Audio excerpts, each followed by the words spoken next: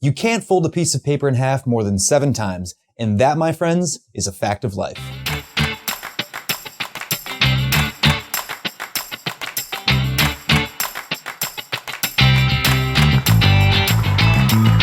Thank you, and welcome to That's the Facts of Life, where we go through all the topics that matter to you and bring you just the facts. Today's topic is FINRA's little light. Are they going to let it shine? But first, let's check in on that naughty list. Topping the list this week is a German firm that is once again finding itself in deep schnitzel, yeah? And it's not for their $10 billion scandal this time. Earlier this month, FINRA fined the bank's securities division $12.5 million for failing to supervise confidential information it had passed along to its employees.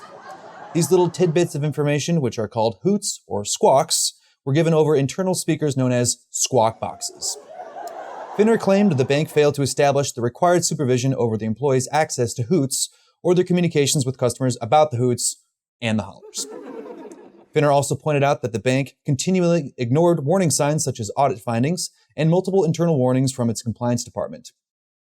Brad Bennett of FINRA said, "Recognizing and responding to red flags is the hallmark of proper supervision, particularly in areas involving confidential information and in areas where there's hoot nannies."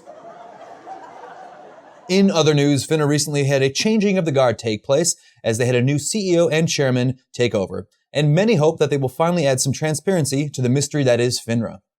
Some people would like to start with FINRA's board, since they currently operate on a secret society level of secrecy. Currently, FINRA's board meets about every 2 months or so, usually in the middle-ish of the month, and it's almost always on Thursdays, except for when it's on Fridays. But we'll never know because they never list the actual meeting date or location. I can only assume that they have some top-level Pokemon characters that they're trying to keep under wraps. As for the agenda, they usually post it online, except for when they don't. And rest assured that if they do, well then it will be buried deep in the website.